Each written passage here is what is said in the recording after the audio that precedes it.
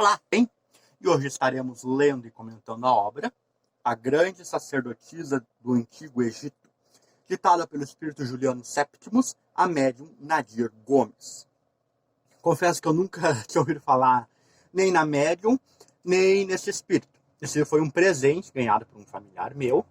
Já estava aqui em casa há algum tempo e ainda não tinha surgido a oportunidade de lê-lo. Ele finalmente surgiu e aí então foi feita então a leitura dessa obra A Grande Sacerdotisa do Antigo Egito.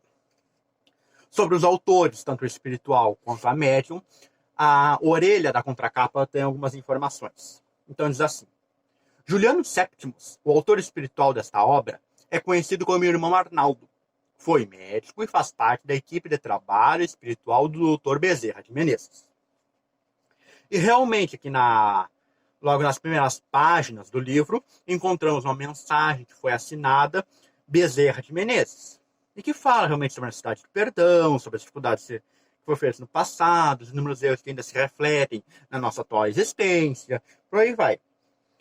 Realmente uma mensagem, ao meu ver, digna até de Bezerra de Menezes, não tem nada aqui que, na minha opinião, ele não diria. Quanto à forma, me parece sim um pouco diferente do que já estamos acostumados com Bezerra de Menezes falando, mas pode ser explicado porque é por uma médium diferente. Então aqui eu não vejo porque não poderia ser realmente Bezerra de Menezes.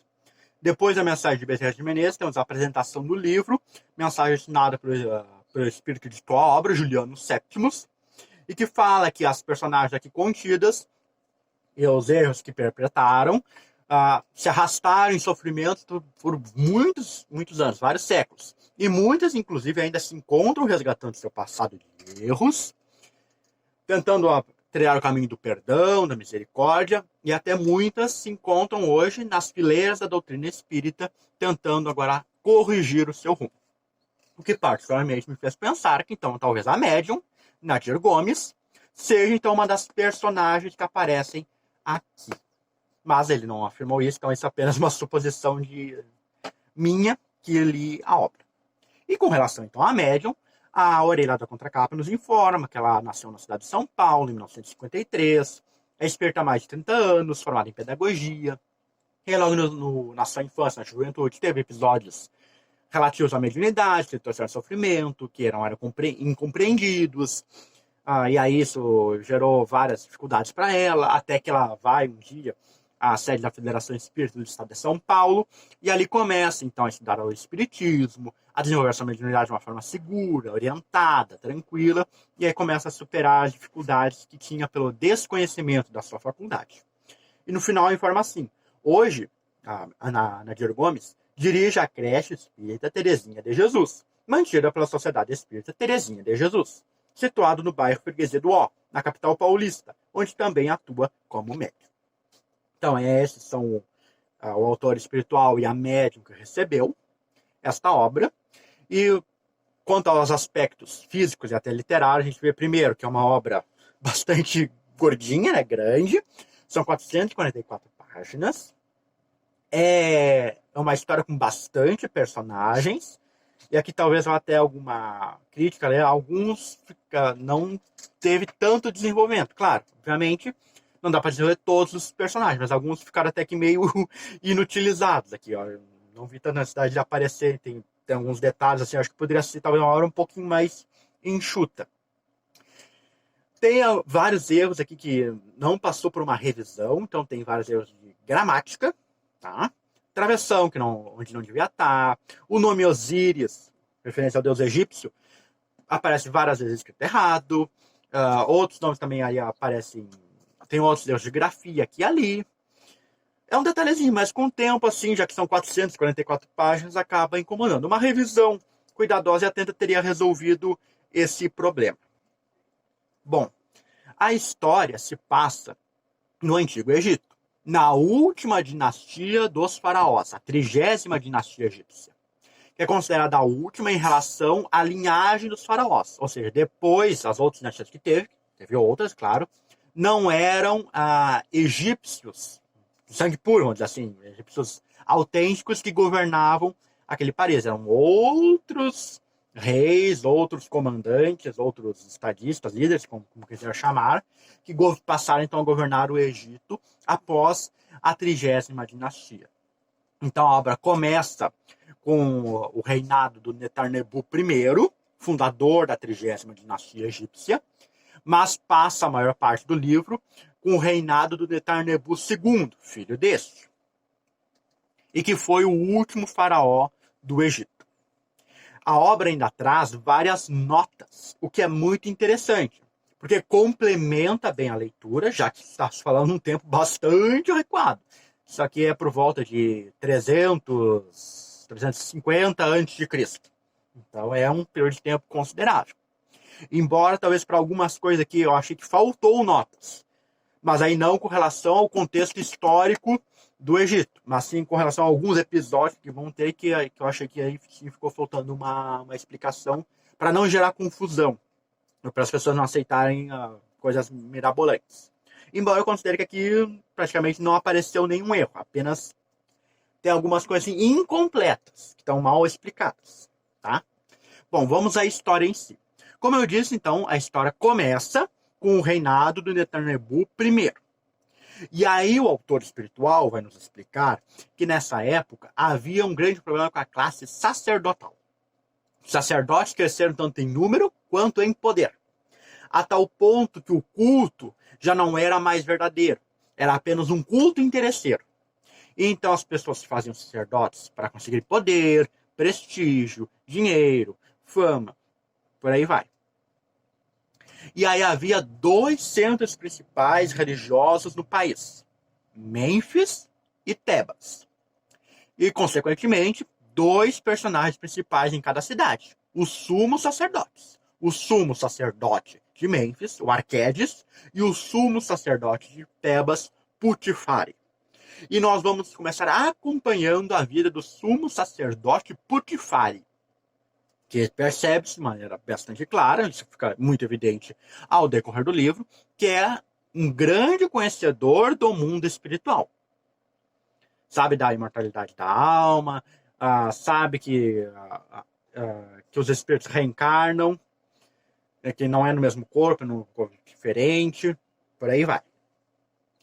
E aí o sumo sacerdote Putifari, certa vez, recebe uma profecia de que ele iria se apaixonar por uma moça, essa moça iria engravidar, nasceria uma menina, e essa menina um dia iria se tornar a grande sacerdotisa do Egito. Inicialmente, desdenha até de estar semelhante coisa, porque ele é um homem muito solitário, tinha um cargo muito importante, nunca teve envolvimentos amorosos, sabia, era grande conhecedor das ciências ocultas da época, era muito temido, inclusive, e ele nunca tinha deixado de levar, vamos dizer assim, por essas coisas. Mas acontece que, passado um tempo, ele realmente encontra uma mulher, a Zímbia, se apaixona por ela e ela acaba engravidando. E é exatamente onde a história começa, com a Zímbia prestes a dar à luz. E aí o sumo sacerdote Putifari, fazendo lá suas previsões, prevê que ela não irá poder dar à luz, mas não irá continuar vivendo, não poderá resistir ao parto. E realmente é o que vai acontecer. A Zímbia vai dar à luz a uma menina e irá morrer após o parto. E aí, então, o sumo sacerdote Putifari vai começar a cuidar da educação da sua pupila, da sua filha, que recebe o nome de Ramazuzait. Sinceramente, eu não sei se assim se diz, eu li assim durante todo o livro e no vídeo eu vou usar essa pronúncia. Para que um dia realmente ela seja a grande sacerdotisa do Egito. E para isso, então, ele embola um plano, que é convencer o faraó, Netarnebu I, a construir um novo templo, que não será nem em Tebas, nem em Mênfis, mas em uma outra cidade, Denderá. E será um templo feminino, dedicado à deusa Hathor. E aí, então, o autor vai começar a escrever que aí a menina começou a viver muito reclusa, que ela tinha uma grande inteligência, tinha uma segunda vista já até razoavelmente apurada, percebia muitas coisas que o pai estava fazendo, tinha um amor, sim, pelo pai, embora o pai fosse ainda frio, distante. E com o decorrer do tempo, ela vai, aos poucos, ficando também mais fria, mais ambiciosa. Embora a transição final para isso seja ao meu ver, um tanto brusca.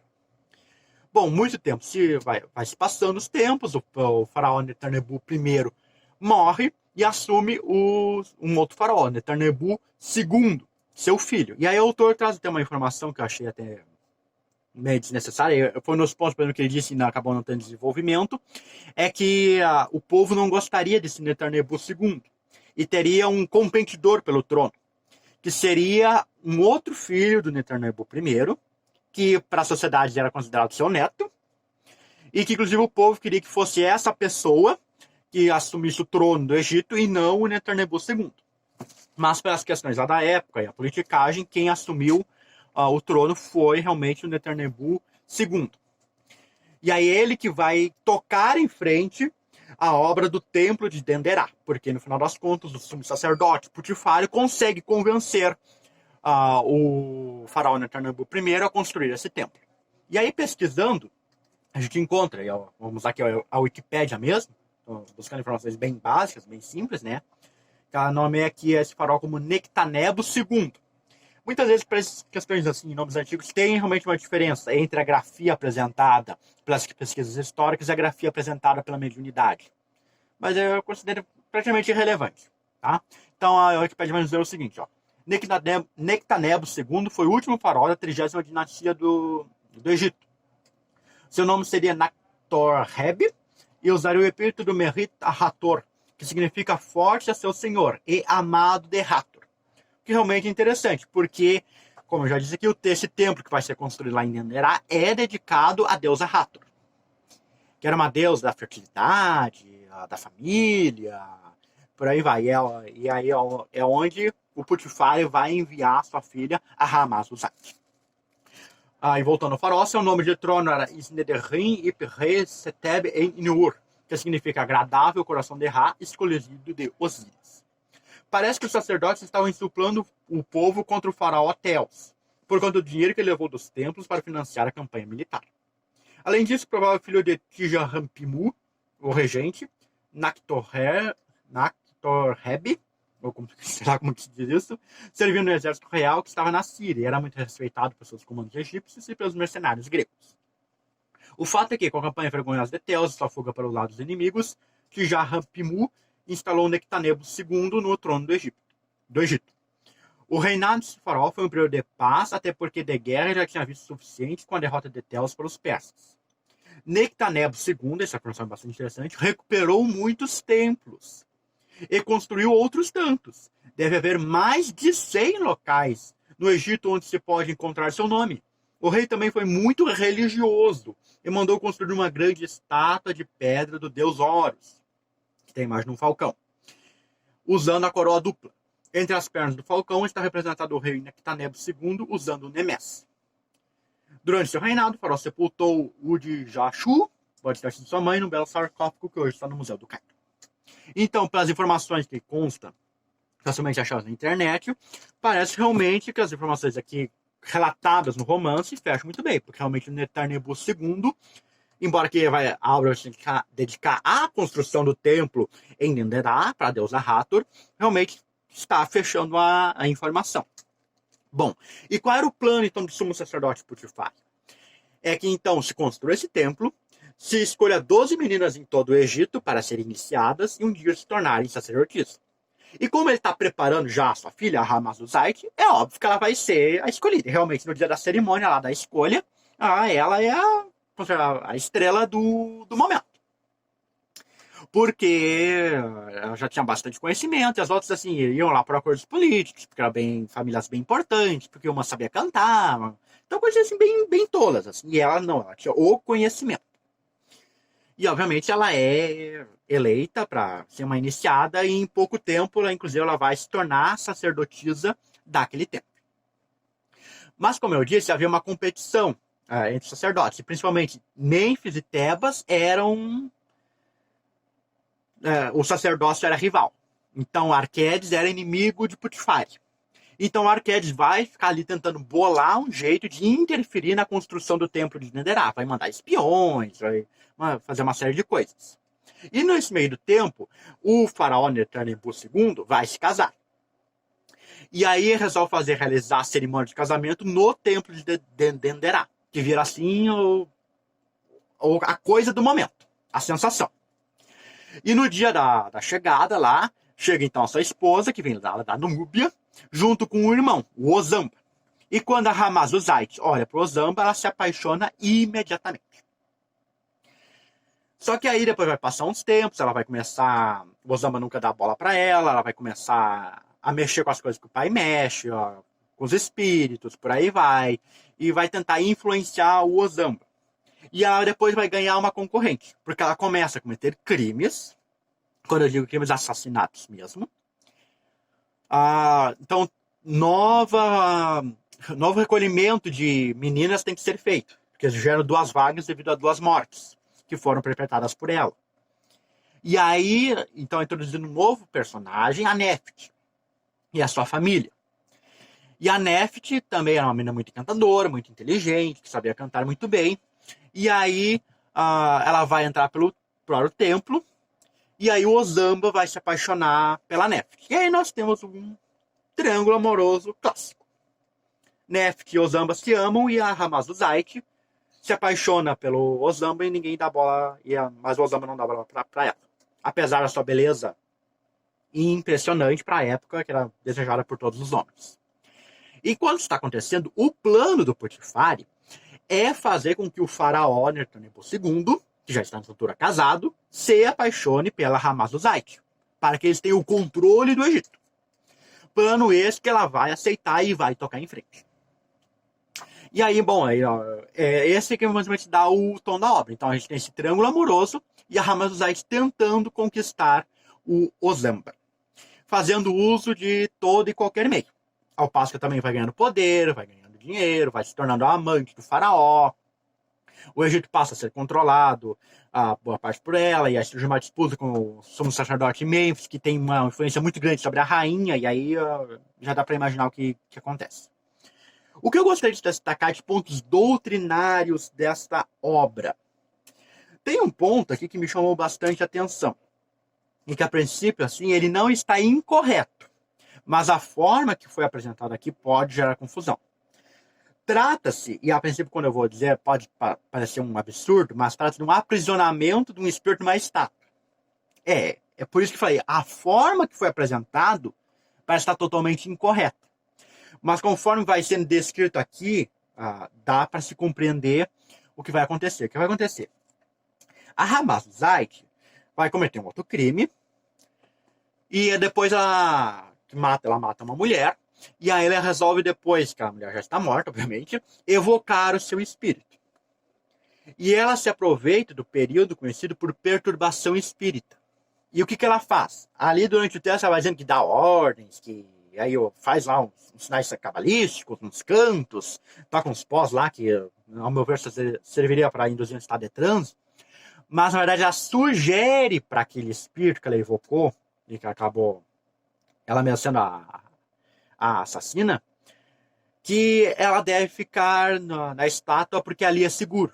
E aquele espírito acaba aceitando. Então, o que ela fez aqui, que tá aí, que aparece muitas vezes nessa obra, porque assim, aprisionamento de espírito não existe.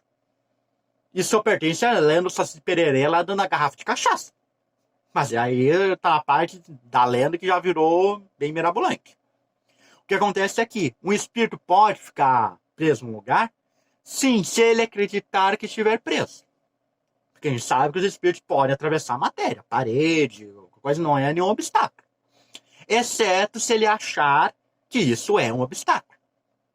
E é o que ela faz aqui. Ela procura induzir um espírito, ela se aproveita da perturbação espiritual para ter um certo controle sobre isso.